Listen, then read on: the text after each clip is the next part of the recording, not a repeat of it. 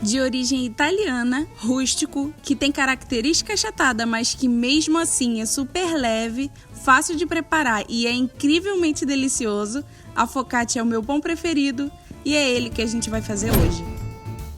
Os ingredientes para a massa da focaccia são só farinha, sal, fermento, água e, por último, a estrela desse pão, azeite. Bastante azeite, quem faz ele ser tão delicioso.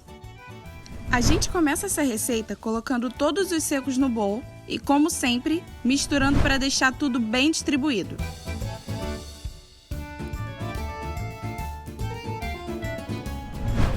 Logo em seguida, a gente coloca todo o azeite da massa e adiciona água aos poucos, mexendo com a ajuda de uma espátula até tudo estar bem misturado.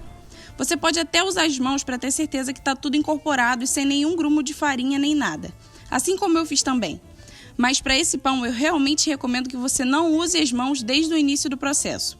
E isso é porque ele tem uma massa mais grudenta do que a gente está acostumado.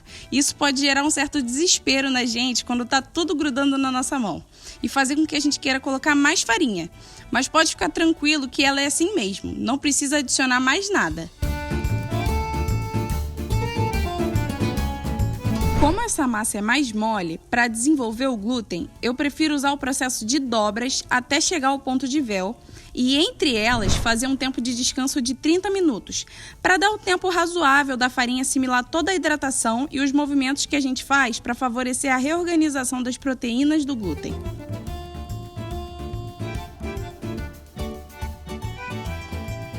E também por causa da textura, depois de fazer as dobras, eu gosto de virar a massa ao contrário, colocando a costura das dobras para baixo, dando uma leve boleada nela. Isso ajuda a gente a manter a estrutura que está sendo criada e trabalhada ali.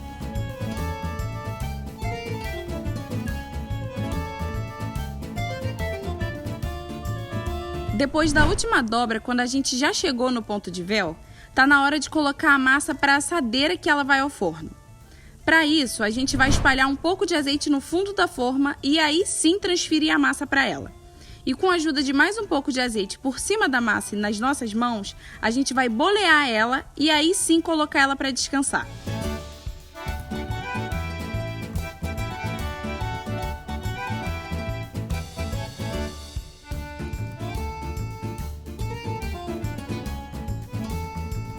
Quando você tocar na massa e ela não afundar mais, não deixar nenhuma marquinha, é a hora que a gente vai levar para o forno.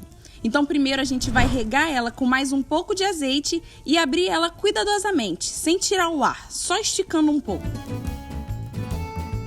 Feito isso, é o momento da gente fazer os furos e depois rechear o pão. A gente vai afundar os nossos dedos sobre a massa, pressionando até tocar o fundo da forma. Esses furinhos são uma das maiores características desse pão, então pode fazer com vontade. A gente chama de recheio o que vai por cima desse pão, depois da gente fazer os furinhos.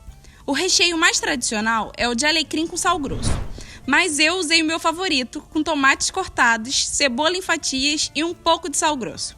E você também pode colocar o que quiser, pode ficar à vontade, não tem regra.